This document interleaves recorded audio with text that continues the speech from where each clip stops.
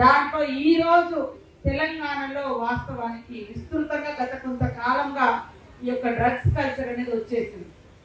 మేము మాదొక ములుగు అంటే మారుమూల ప్రాంతం. ఆ పిల్లగాడు హన్మకొండలో చదువుకుంటాడు 10th క్లాస్.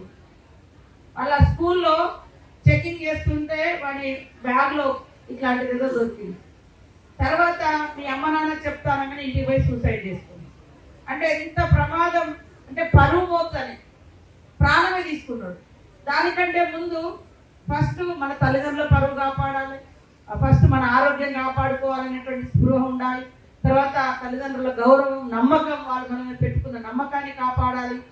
తర్వాత మన పరువు ఎక్కడ పోతుందో, నన్ను అందరు దోషి ఎక్కడ చూస్తారని 10th క్లాస్ స్టూడెంట్ పోయి ఆత్మహత్య చేసుకున్నాం. మాకు బాగా దగ్గర బంధువు ప్లస్ కార్యకర్త కుటుంబం. అంటే తండ్రి ఇప్పటికి కూడా కోలుకోలేకపోయింది. ఒకడే కొడుకు, ఎక్కడో అడవిలో పుట్టిన అబ్బాయిని హన్మకొండలో చదివిస్తే ప్రైవేట్ హాస్టల్లో ఇలాంటివి బయటకు వచ్చింది. సో మీరందరూ కూడా మన తల్లిదండ్రులు పెట్టుకున్నటువంటి ఆశలకు, ఆశయాలకు, అదేవిధంగా మీ లక్ష్యానికి అనుగుణంగా చదవాలంటే కష్టాన్ని ఇష్టంగా ఎంచుకోవాలి. కష్టాన్ని ఇష్టంగా ఎంచుకుంటే పాఠశాల ఇందాక అన్నట్టుగా అక్కడ ఒక ఆడుకోవడానికి స్థలం ఉండదు, ఆడుకునే స్వేచ్ఛ ఉండదు, రకరకాల ఇబ్బందులు ఉంటాయి. సేమ్ టైంలో తల్లిదండ్రులకు భారం. వాళ్ళు సంపాదించిన రూపాయలన్నీ కూడా ప్రైవేట్ స్కూళ్ళలో ఫీజులు కట్టాలి. దానికంటే కూడా మరి ఇక్కడ మనకు ఫ్రీ ఎడ్యుకేషన్ ఉంటుంది. అనేక రకాలుగా ఇతరత్ర బుక్స్ కానీ, యూనిఫామ్స్ కానీ, అవన్నీ ఇంకా మనం ఏమైనా లోపాలు ఉంటే కూడా మెరుగుపరుచుకునే రకంగా మీ యొక్క సూచనలు, సలహాలను మేము తప్పకుండా తీసుకుంటాం. ప్రతి ఒక్కరికి కూడా బాగా చదువుకొని ఈ సమాజ అభివృద్ధిలో, కుటుంబాభివృద్ధి, మన అభివృద్ధి, సమాజ అభివృద్ధి మీతోటే ముడిపడి ఉంటుంది. కాబట్టి మరి మీరందరూ కూడా బాగా చదువుకోవాలని మనస్ఫూర్తిగా కోరుకుంటూ, ఎవరు కూడా ఆత్మ న్యూన్యతకు లోను కావద్దు. ప్రభుత్వ పాఠశాల అంటే ప్రభుత్వ పాఠశాల అనేది మన రైట్ అనే విధంగా, మన హక్కు అనేది, మనం చదువుకునే హక్కు ఉంది.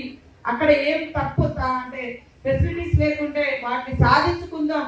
కానీ పక్కకు వెళ్ళి ప్రైవేట్ స్కూళ్ళకి వెళ్ళి మన తల్లిదండ్రులకు ఆర్థిక భారాన్ని ఇవ్వకూడదు అని మీలాంటి వాళ్ళందరూ కూడా, ఇంకా మిగతా వాళ్ళకు కూడా చెప్పాలి. ఇప్పుడు 10/10 మార్క్స్ వచ్చినటువంటి వాళ్ళు ఇక్కడ ఉన్నారు.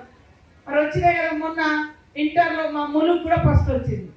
ములుగు అంటే అందరికీ బ్యాక్వర్డ్ ఏరియా అనే ఒక ఫీలింగ్ ఉంది. వాస్తవాన్ని కొంత మాదంతా అడవి రాజ్యం కాబట్టి మరి కొన్ని ఇబ్బందులు ఉన్నా కూడా మా దగ్గర నుంచి కూడా గవర్నమెంట్ స్కూళ్ళలో చదివేటువంటి పిల్లలు ఇంటర్లో ఫస్ట్ వచ్చింది, స్టేట్ ఫస్ట్ వచ్చింది. అట్లా విద్యా బోధన అనేది ఆ చెప్పేటువంటి టీచర్స్ మీద డిపెండ్ అయి ఉంటుంది. టీచర్స్ కూడా లేదా ఇతర లెక్చరర్స్ కానీ, ప్రిన్సిపాల్స్ కానీ ఇప్పుడు ఆ పిల్లలకు మంచి విద్యా బోధన చేయడం అనేది మనకు ఒక గొప్ప సాటిస్ఫాక్షన్. నన్ను చూస్తే నా టీచర్ అమ్మ చాలా హ్యాపీగా ఫీల్ అవుతుంది. ఓకే, నేను పెట్టిన మొక్క పర్వాలేదు, మంచిగానే ఎదిగింది అని.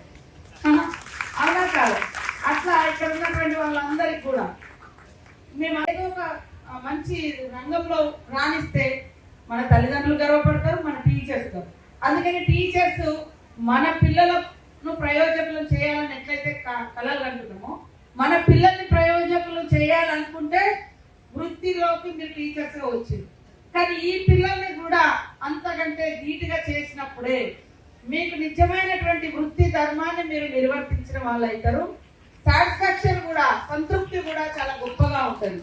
టీచర్స్ దగ్గర ఎన్ని వేల మందికి, లక్షల మందికి వాళ్ళు, కొంతమంది అది ఒక పెద్ద ఉన్నతమైనటువంటి పిల్లలకు ఒక స్టేటస్ లాగా, అదొక గౌరవం లాగా వాళ్ళందరూ ఒక దగ్గర చేస్తూ ఉంటారు. కొంతమంది, నేను అందరూ అనట్లేదు, అదొక గౌరవంగా ఫీల్ అయ్యి ఆ కొన్ని క్లబ్బులలో, పబ్బులలో అదంతా దందా నడుస్తుంటుంది.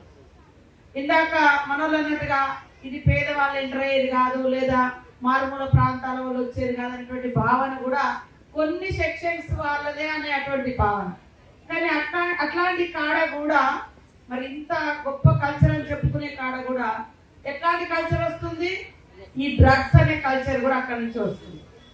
అది మెల్లమెల్లగా కొన్ని స్కూళ్ళలోకి వచ్చేసింది, కొన్ని కాలేజీలకు వచ్చేసింది, కొన్ని హాస్టల్స్కి వచ్చేసింది, కొన్ని ప్రభుత్వ పాఠశాలలకు కూడా వచ్చేస్తున్నట్టుగా అనిపిస్తుంది. కాబట్టి అది ఖచ్చితంగా దాన్ని మనం తరిమి కొట్టాలి. అలాంటి బ్యాడ్ హ్యాబిట్స్ మన జీవితాలను నాశనం చేస్తాయి.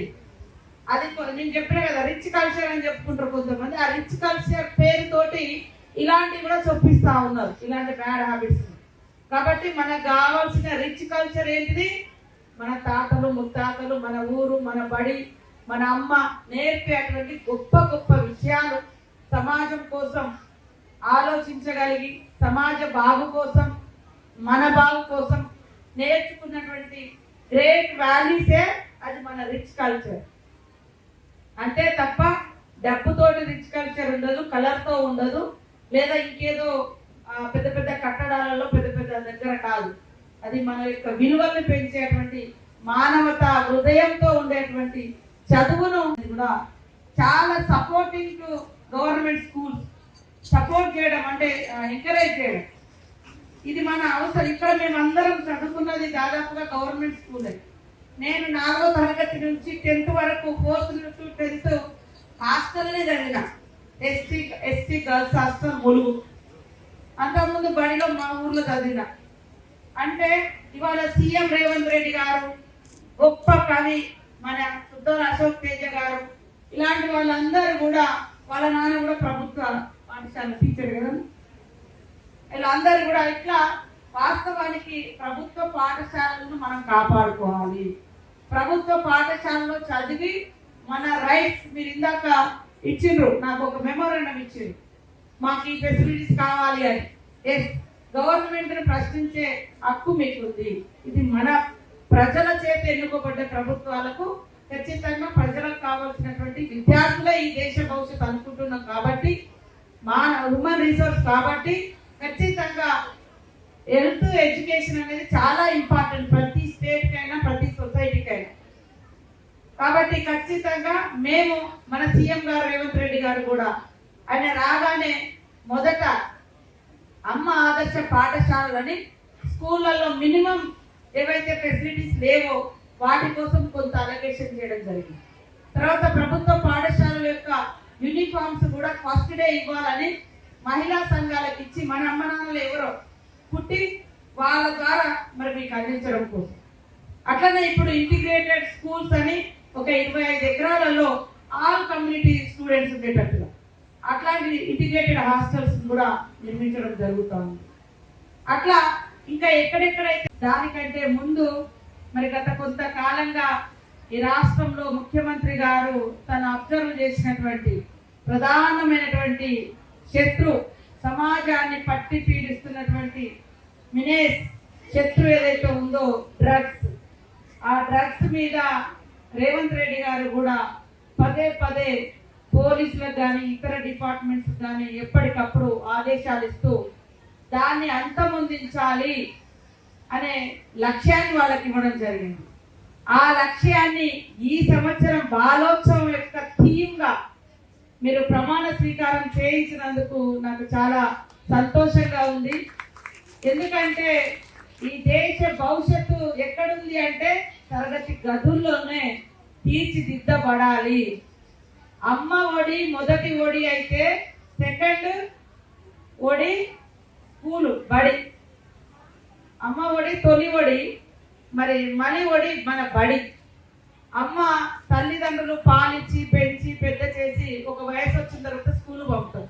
స్కూల్లో మన భవిష్యత్తు, మన దేశ భవిష్యత్తు ఇవన్నీ కూడా రూపుదిద్దడానికి కావాల్సినటువంటి చైతన్యము, అవగాహన, మరి క్రమశిక్షణ ఇవన్నీ కూడా నేర్పేది మలి ఒడి బడి.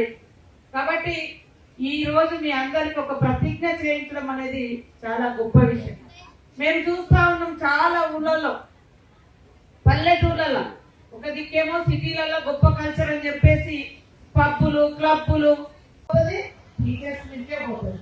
కాబట్టి ఈ సమాజం అత్యున్నతంగా క్రమశిక్షణతోటి విలువలతో కూడినటువంటి మరి సమాజం నిర్మాణం ఎక్కడ స్టార్ట్ అవుతుందంటే బడిలోనే స్టార్ట్ అవుతుంది. కాబట్టి బడిలో మరి దేవతలు లాంటివి అంటే మీరు చాలా గొప్పగా టీచర్స్ ఉన్నారు. చాలా మంది మేము కూడా చిన్నప్పుడు ఏ టీచర్ మనకు నచ్చితే ఆ సబ్జెక్ట్ వైపు మొగ్గుతుంది, నాకైతే అట్లా అయింది. అంటే టీచర్ యొక్క రిఫ్లెక్ట్ అంటే ఆ ప్రభావం ఉంటుంది మన నడవడిక, మన మాట్లాడే తీరు, మన బిహేవియర్, ఎవ్రీథింగ్ స్టూడెంట్స్ ఫాలో అవుతుంటారు. కాబట్టి చాలా జాగ్రత్తగా ఉండాలి టీచర్స్ కూడా. టీచర్స్ చాలా జాగ్రత్తగా ఉండాలి, మన ప్రతి అంశం వాళ్ళు అబ్జర్వ్ చేస్తారు.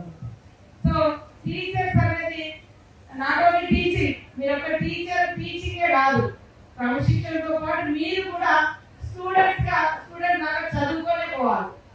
మీరు సబ్జెక్ట్ చదివితేనే కరెక్ట్ గా టీచ్ చేయగలుగుతారు.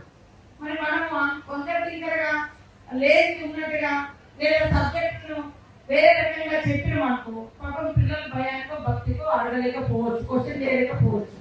కానీ వాళ్ళు సబ్జెక్ట్ నుంచి తప్పు సబ్జెక్ట్ వాళ్ళ మైండ్లోకి వస్తుంది. సో మనం కూడా చాలా జాగ్రత్తగా చెప్పేటప్పుడు మీ టీచర్స్ మీరు మళ్ళీ విద్యార్థులే బయట చదువుకొని పోండి, లేదా విద్యార్థుల నుంచి కూడా టీచర్స్ తెలుసుకోవాలి వాళ్ళ అబ్జర్వేషన్స్ ఏమేమి ఉన్నాయి బయట, మన దృష్టిలో రాని కూడా వాళ్ళు చాలా అబ్జర్వ్ చేయగలుగుతారు. ఏమనంటే మీ క్లాస్ ఎంత 45 minutes ఉంటుందా మీ సబ్జెక్ట్, కనీసం ఒక 5 minutes అబ్జర్వేషన్ టుడే అని అట్లా కొంచెం వాళ్ళ ఫీలింగ్స్ వాళ్ళ అబ్జర్వేషన్స్ కూడా తీసుకుంటే మీకు కూడా ఇంకొక అదొక యాడ్ అవుతుంది నాలెడ్జ్. సో అదొక జ్ఞానంగా ఉంటుంది. అట్లా కూడా చేస్తే బాగుంటుందని నేను టీచర్స్ తెలియజేస్తూ wish you all the best. ఇక్కడ వచ్చినటువంటి విద్యార్థులందరూ చాలా గర్వంగా గల్లలు ఎగరేసుకొని గవర్నమెంట్ స్కూల్ స్టూడెంట్స్ అనే విధంగా మనము గట్టిగా ఉండాలి, మన సౌకర్యాలను బాగా మెరుగుపరుచుకునే విధంగా. ఎందుకంటే ఈనాటి సీఎం కూడా రేవంత్ రెడ్డి గారు గవర్నమెంట్ స్కూలే. ఆయన మన టీచర్స్ యొక్క మీటింగ్ రోజు దాదాపు 10 సంవత్సరాలుగా పెండింగ్ లో ఉన్నటువంటి టీచర్స్ ప్రమోషన్స్ కానీ ట్రాన్స్ఫర్స్ కానీ అవన్నీ క్లియర్ చేస్తూ విద్యాలయాలను బాగు చేయాలని చెప్పి మీరే మాకు ఈ జీవితాలకు స్ఫూర్తిదాయకమైన టీచర్లను వాళ్ళు మాట్లాడి, ఎందుకంటే ఆయన గవర్నమెంట్ జెడ్పీహెచ్ఎస్ స్కూల్లో చదివిండు. ఇట్లా అందరూ కూడా ఆ స్కూళ్ళ నుంచి వచ్చినటువంటి వాళ్ళమే. కాబట్టి ఈ రోజు మరింత పేదరికంలోకి తల్లిదండ్రులు పోవద్దు అంటే ఖచ్చితంగా పిల్లలు గవర్నమెంట్ స్కూళ్ళలోనే చదవాలి. చాలా మంది పాపం నా దగ్గర అయితే ఫస్ట్ క్లాస్ వాళ్ళు కూడా అడ్మిషన్ కోసం పెట్టాలి, మంత్రి లేకపోతే ఫస్ట్ క్లాస్ కూడా ఎందుకు అని నేను ఏదైనా ప్రైవేట్ స్కూళ్ళలో డొనేషన్ తగ్గించడం. అరే నేను అదే అంటున్నా, మాకు కూడా ఇబ్బంది అనిపిస్తుంది. ఫస్ట్ క్లాస్ కూడా లక్షల డొనేషన్స్, వాటి కోసం స్కూల్ అడ్మిషన్స్ కోసం రికమెండేషన్స్. అట్లా కాదు, ఇట్లా మంచి విద్యా వ్యవస్థ మన దగ్గర ఉంది, దాన్ని ఇంకా మనం పటిష్టం చేసుకుందామే. మన తల్లిదండ్రులకు ఆర్థిక భారాన్ని మిగిల్చకుండా వాళ్ళ యొక్క ఆశయాలను అనుగుణంగా మనం చదువుకొని సమాజంలో ఉన్నతవంతులుగా మీరందరూ కూడా ఎదగాలని మనస్ఫూర్తిగా కోరుకుంటూ నాకు ఈ అవకాశం ఇచ్చిన బాలోత్సవ కమిటీకి మరి పెద్దలకు అందరికీ కూడా పేరు పేరున హృదయపూర్వక శుభాకాంక్షలు, నమస్కారాలు. అసలైన తొలి వెలుగు. ఫాలో వాట్సాప్ @తొలి వెలుగు official.